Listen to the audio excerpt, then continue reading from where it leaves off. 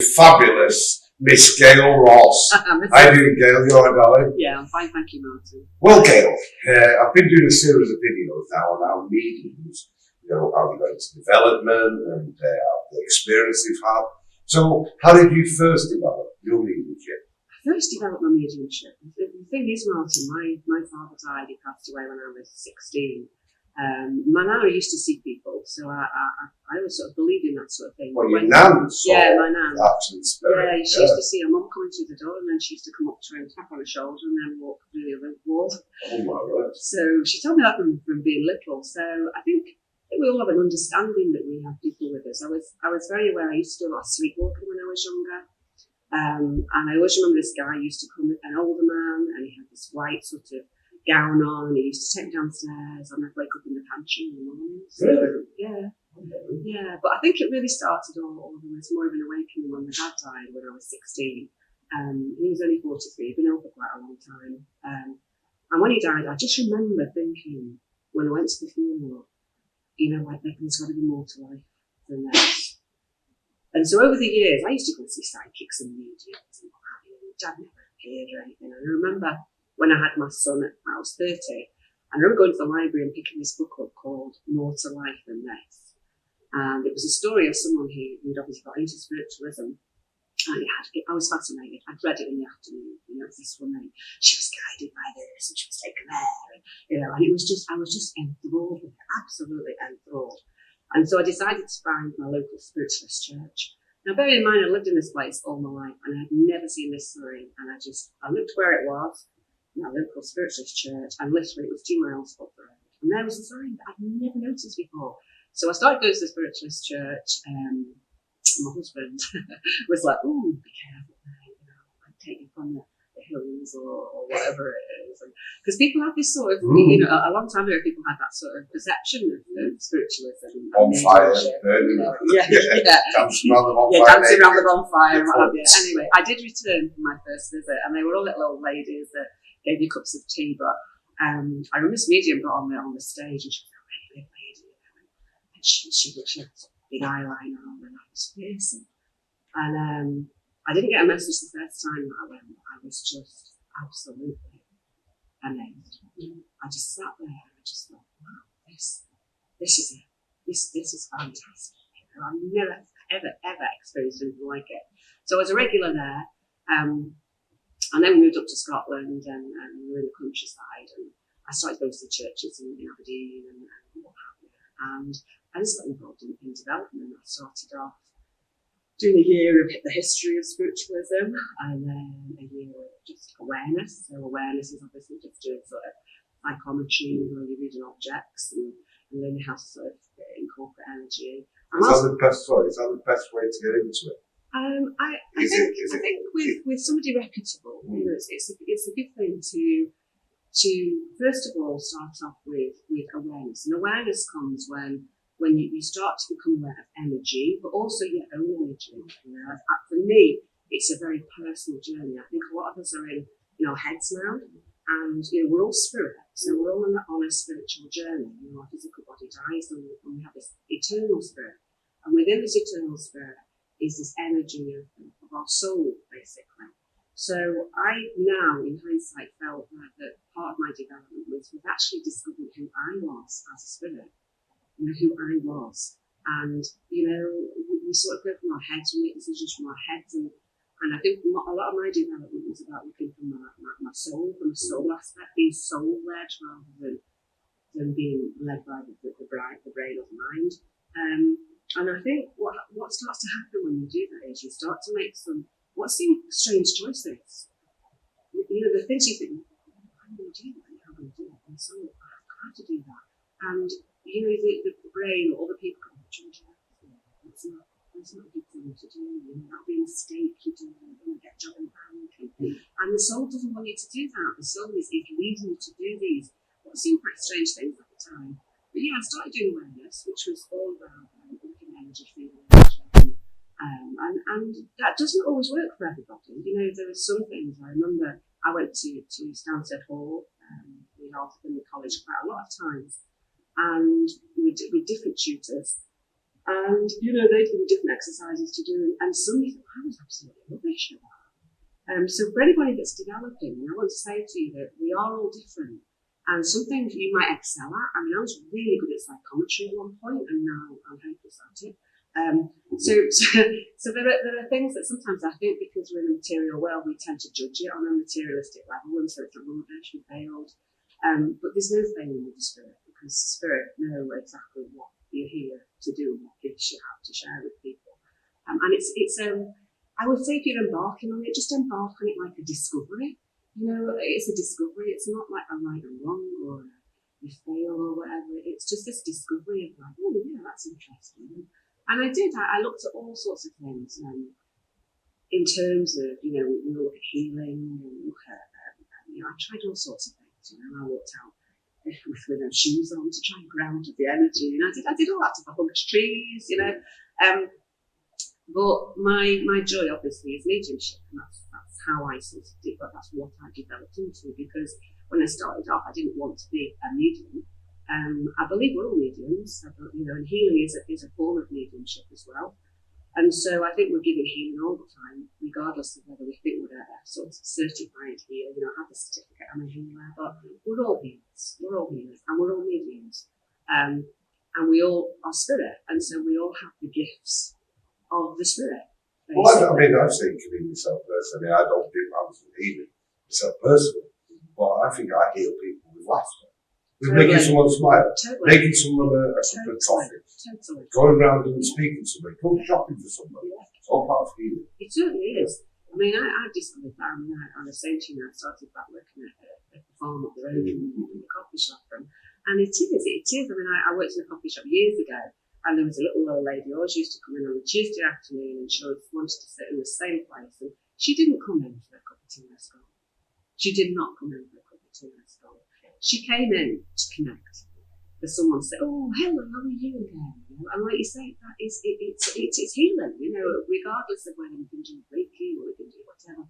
You know, just being kind to people. And the thing is, on the spiritual path, you know, you do find that you have to be true to yourself, and that isn't always about being living light and goodness all the time. You know, it's sometimes we have to make choices for our own soul that other people might judge. Because we're human, exactly.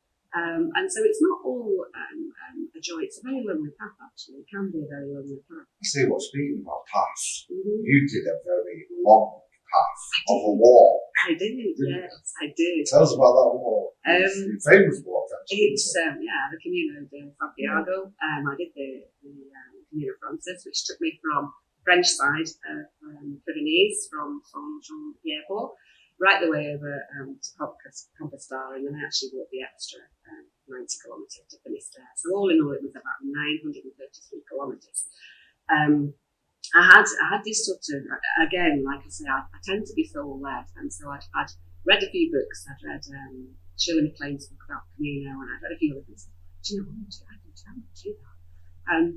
And I think there was a few reasons where it wasn't necessarily about Catholicism or Christianity. It was just that I thought, you know, I think sometimes when you leave home and you go on your own and you have to make your own decisions, you know, you're not got someone next to you saying, should we this way? And if you go that way, it's wrong, you can blame them for it.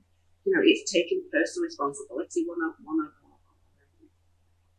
in spiritualism, one of our principles, of course.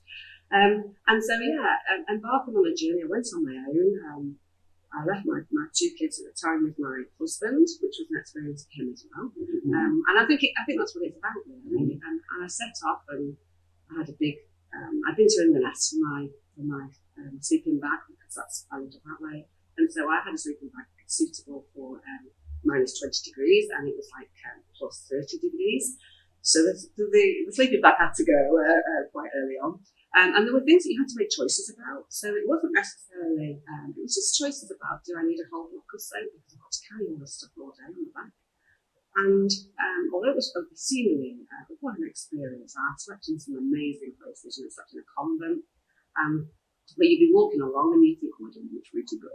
And you know, Spirit would send a little lady cleaning on the balcony and say, hey, peregrino, that way. And go, cheers, you know. So trusted in Spirit actually guided me to certain places. And there was one particular time, and I had a guidebook, which was probably it wasn't my day. I knew it was my day because I'd walked a really long day, and I got to this place, and I went in the bar and asked her, "Dónde está?" And she's like, "No, feeling." And the panic setting, I'm thinking, oh, I'm going to sleep tonight. What am I going to do? And she said, no, 10 kilometres. So I had to open up 10 kilometres in like 32 degrees. And I was like, please, God, I'll be fine somewhere. And I arrived at this other bar in this other little place, and this lady said to me, "Oh, Susie, goes this way." So it goes on this big door in Spain, obviously, where we are now. It's huge, so wooden doors. And I just knocked on this door. I was like, I had no idea what it was. And this little nun came to us, goes, "See?" And I go, "Peregrino," because you get a little passport thing to show the pilgrim. I said, "See," so she slammed the door. Mento slams the door. So I stood there a little while longer, thinking, am I going to burst into tears, or what am I going to do? Because through that journey was just like life. There was ups over hills, there was downs, there was days like bad ankle, so the whole thing was like a whole life really in sort of 6 weeks. Anyway, this nun came out, she goes, and I was like, oh, okay, so I followed them. And she didn't speak any English that I knew of, and she took me through a bed. Now, when you're on this road, it's hardly any bed. It's triple bunk beds, and when your legs are sore, it's really hard getting out of a triple bunk bed, believe me.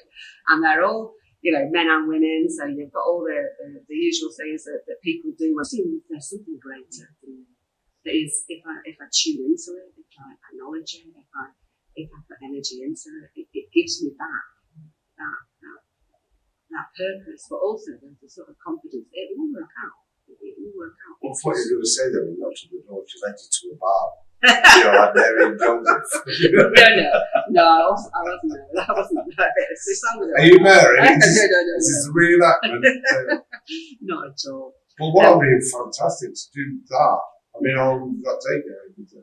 Well, I could have done it quicker. I mean, a lot of people, when you set off on that journey, and if you do fancy doing something that it's tough on yourself, but very rewarding. I would totally recommend even just doing a couple of weeks of it is good, but do it alone. It's much better alone. But I actually went I haven't booked my flight back because I didn't want to be in a rush to get there. Because that was part of the journey as well. Part of the journey is about taking your time, just like if you're developing, if you're in awareness, don't rush it.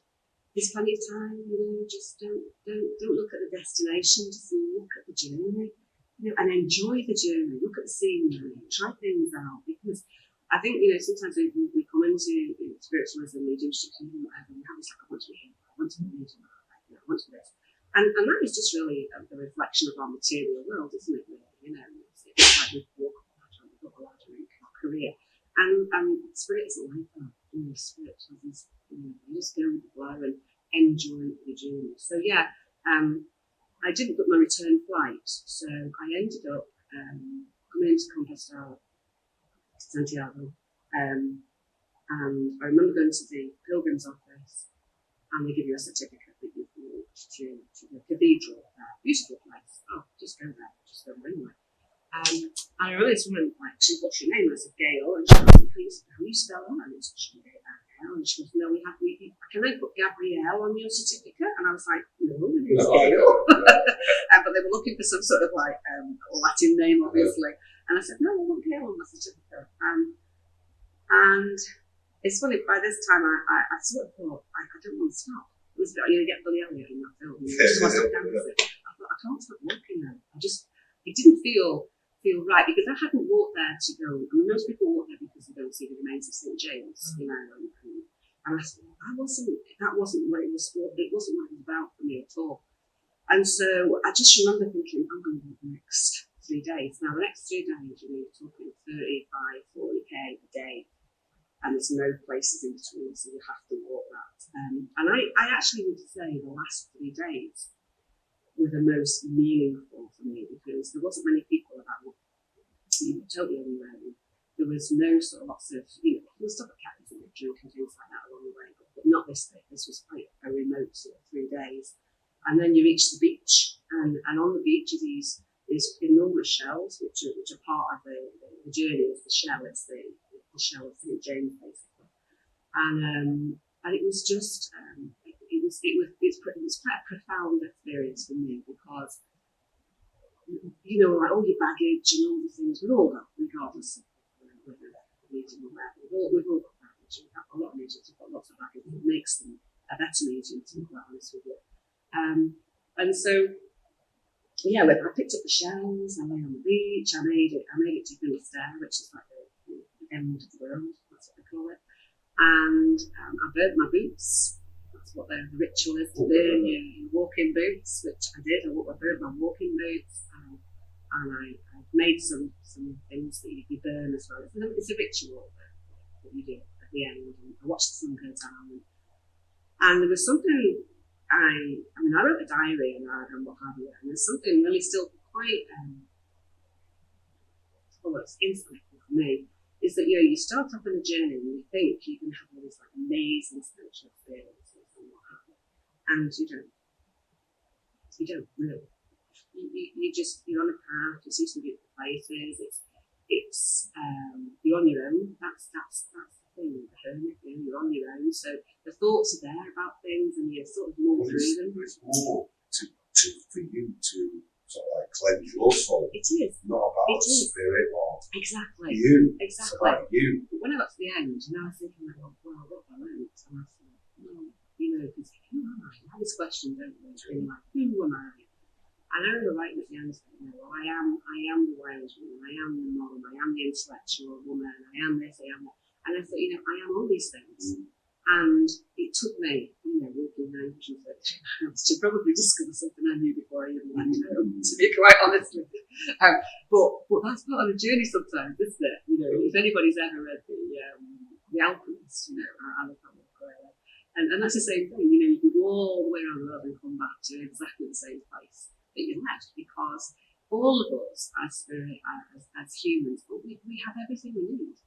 We have all the gifts of spirit, everybody, and all we need is connection or that awakening or whatever it is to bloom basically like a flower, and to bring those gifts forward. But we're all piano players if we choose to. We're all mediums if we choose to. It's just maybe on this particular life you're in, you obviously sing and all the rest of it, so that's your particular path in this life as Martin. Whereas your past life and your next life will be something completely different. You do regression, don't you? I do, yeah. I do past life regression. That's another totally interesting thing, because you see from your past lives, we're all trying to become whole, and as we become whole, our soul becomes whole, and everybody else has become whole. So, I like to think like a ballroom, little mirrors on a ballroom. We're all a little mirror, and we all connect together, and we're all having different experiences to bring to the whole. But yeah, past life regression is an amazing tool. I get people that come just want to know dates and want to check them out and names, and then there are people who have illnesses that when you actually take them into a past life, the energy of, for instance, I'll give you an example, it's probably easier. A lady came and she's got really, really bad back problems in a regression, and she was only young, she was only in about early 30s. And when she went into a regression, she went into this life where at about 30 she'd fallen off a horse and broken her back. So for her that was it was a release of that energy and a sort of eclectic sort of healing. But energy doesn't die, so we still have all this energy for all these lives that we've had. And it's quite amazing, actually. It's quite amazing how as a tool of healing, right? We were talking about speaking to somebody at a coffee shop or something, being healing. It can be such a healing experience for people. And some people, they just feel like they're nosy because they just want to see. And then when they experience it, they're in floods of tears because it shifts things, it shifts emotions that are still stuck, with people in a past life that are maybe abusive in this life or were abusive in a past life. And so, when you meet somebody, you think, I don't really like that. It's just something to not my sort of person. And it could be, not all the time, obviously, but it could be that you've had some experience with them in another life, in a different role, so we need past life regression. You can be mumming in this life, and like I'm mumming this life, my son was my brother in a past life. So we all sort of change roles for us to experience it and not to sort of move to grow spiritually, for our soul to sort of become whole, so to speak. So yeah, I mean, I put a big emphasis on your own spiritual development, on your own soul development, and not to rush it. I didn't rush it. I did all sorts of things to try out things because, it's a bit like you go to a restaurant and you say, I don't like that. Well, you don't until you try it. And so I tried lots of things, and I'm not saying they're right or wrong, but they weren't for me. And I always come back to mediumship. I've tried all sorts of things, but for me, mediumship is my joy. Well, it's a journey, isn't it? Your journey, when you started, we've had a chat before, 5 years. 5 years of doing just 5 weeks. I think you have to find yourself. Totally. If you rush it, Totally. I don't think it's the right. And I think it is like, I sat in circles for years. I sat in a circle, I just sat in trance, I sat in a development circle, and it's good to try all these different things. For everybody, it wasn't for me, but I still wanted to try it because I wanted to do it. It's a different feeling. And once you begin to do different things, you understand the different energies and the different feelings that you get from it as a person. And that's really what it's about. Yeah, but I mean, you've been really transformed. When you went to the belly of the spiritual sense, you seem to take on the personality of the person. Your voice changes, you change. But that's sort of different for me because that's obviously, because what happens obviously when you're sitting as for spirit and you obviously expand your energy and you if you do sit in the power every day to some extent, you have a connection with spirit. Now when they come close, personally they come very close to me because I have this sort of like connection. I've worked on that. It's not something that you can just wake up one morning and do something. And I know there are probably mediums that are natural mediums, so I'm going to take that back. But what I'm saying is for me, I had to work on that, and I have to work on that. Like it's like a muscle, you have to use it or you lose it. But when they come close, you can feel it out of your chin. It's close, but it's different to trance because I've been on a couple of trance courses, over the years. I went on with Judy Seaman, who used to be the SMU president, and it was something that I think for me, you see, I'm really nosy. Okay, so when you go in, obviously we do trance as people see trance, which is obviously you sit there and you let either a spiritual guide or whatever come so close that you're not really, you're sort of somewhere else. You sort of go in the basement and let them do the talking. You see, I can't really let go like that. I'm too nosy. I have to know what's going on. So I let them come close and I'll bring them up on stage and information. But to actually let go and go in the basement and read a book while somebody's there it didn't really resonate with me. And I've seen some good trance meetings, but it's not what I wanted to do. It's not. Have you seen spirit full on? Have you seen spirit? Yes. When I was developing, your perceptions like mental mediumship and your feel and all that sort of stuff. And I've been to Stanford quite a few times, and everyone there talked about seeing. I don't mean necessarily objectively, but we were all talking about how seeing in spirit, and I was actually really jealous because I was like, I never see them like that. I never see them like that, like in front of me, stood here. And so, I was sat in meditation. I want to see them now. I think it's that time I saw them. And so one night I remember getting out of my bed to go to the toilet and getting in the hallway, and there was a man stood in my hallway, as clear as you were.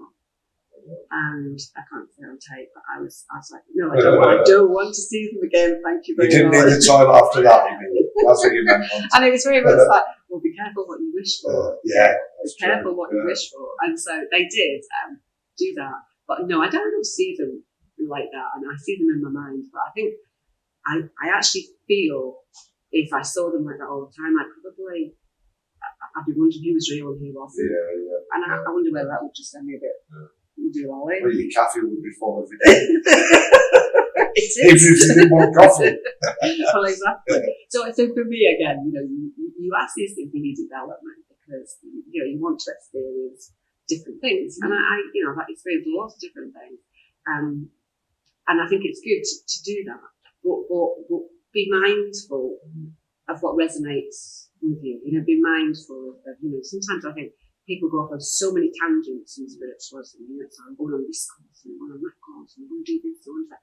And I think that's good, don't get me wrong. I think it's really good to try other things, but just be mindful that maybe just be mindful and soulful of where your soul is going and what it's meant to be. And it might, Martin, it might just be working in the coffee shop. Yeah, exactly. Do you know what I mean? Like, Yeah. you know, sometimes I think, well, you know, it's sometimes we think it's something, it has to be something like that has a certificate in the bag. That's grand. Yeah, you know, and I think.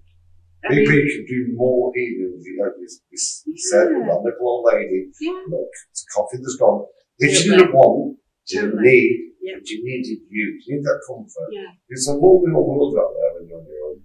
I think so, and I think things that we get lost in this. You know, I always think of the divine service. The address is sometimes much more important than the messages, to be honest with you, because the address can be quite inspiring, and you know, people sort of resonate with it, and they you know, you touch people's souls, but you can touch all the congregation like that. Whereas when you're just doing individual messages, I don't get me wrong, other people can get she feel it, you know, but it's not the same sometimes. I think by what you say and the way you are is more important than just like, I've got your mum here and she's telling you getting in the car. But I think it's if the medium's honest, if the medium's honest and they talk about themselves, people can take from that. Because if you put mediums on pedestals, the people in the congregation put mediums on pedestals. When that medium comes down, talk about themselves with their imperfections, if you like, with their problems, you think, well, she's not superhuman, you know, because that's what they do. People do look at the medium and think they're superhuman, they can do this, do that. You know what I mean? And that's, I think, when the address comes from the heart. That's what I believe. I do too. And I also think it's about keeping it simple. Yeah. You know, nobody needs, you know, sometimes I've listened and I think, as a person, I can't really relate to that. You know, most people you get in your congregation are just normal, lovely, working, whatever retirement here. And sometimes it's a bit too, the address can be a little bit too, don't say too spiritual, that sounds awful, but I just think sometimes if you keep it simple and you just be a normal person, just keep it on the level, then you do connect with people much better. But yeah, so I would say if you are developing, to find a good group, it's difficult to find people without egos, because we've all got egos and you need an ego. But I think you need someone that encourages you to be soul-led and to sit in energy, I mean, sometimes people are like, we're doing this and just sitting there all day. But sometimes that's the greatest gift, to sit there. I mean, I remember one of the first courses I went on at the college, and this guy, he was really into sitting in the power. I hadn't been there first time. Glenn Edwards, he's dead now, bless him. And he came in and he's stretching. And I was thinking, how long? 10 minutes is a long time, like silence. An hour, we sat there. An hour. And I was like, what's this about? I understand it now because I love sitting still for an hour. But then I was thinking, what's going on? So if you started off on your journey, whether it be walking the Camino or whether it be just developing spiritually, just take your time and enjoy the journey. Don't be hard on yourself.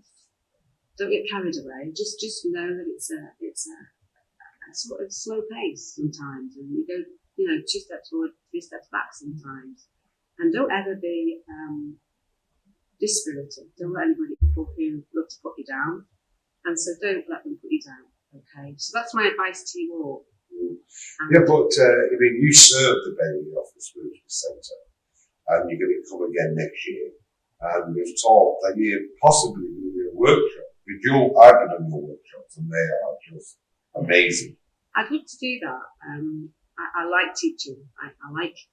The thing is, I was very fortunate to be in a position where, I worked. I had a really pretty big job. My husband did, and I was in a pretty lucky position to be able to afford to go on a lot of these courses that I went on, because they are quite pricey now, And if you need to get flights to Frankfurt or whatever, and so I think I was blessed to be able to do that, and I think it's always good to be able to share that with people. give it back. And share it. And I like teaching. It's lovely when you see people. I mean, you know, we sat here and you see people and they're just sort of amazed at what they can achieve just in a short space of time. And if I can do that next year, that would be really good. Sign up with Martin if you're interested. And you know, we could do a day. I mean, it would be brilliant to do a sort of. Well, it propelled me. It propelled me because it was just a different technique you used.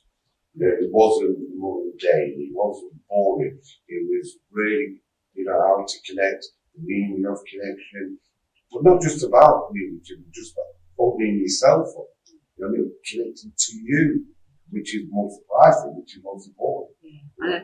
And I think once you do, you know, obviously you start to be aware and you start to open up and build that rapport with the spirit world, which is the most important thing. You know, when you connect with spirit and you feel it, you know, if you could bottle that and give it to people, it would just be amazing. But yeah, helping people develop and it's sometimes good when you come somewhere like this to teach, because you can sort of see where everyone's at. You know, you can look at people and think, well, they perhaps need to work on that, and you can actually work the workshop through the teaching so that, you know, that person, you can give them a sort of next step.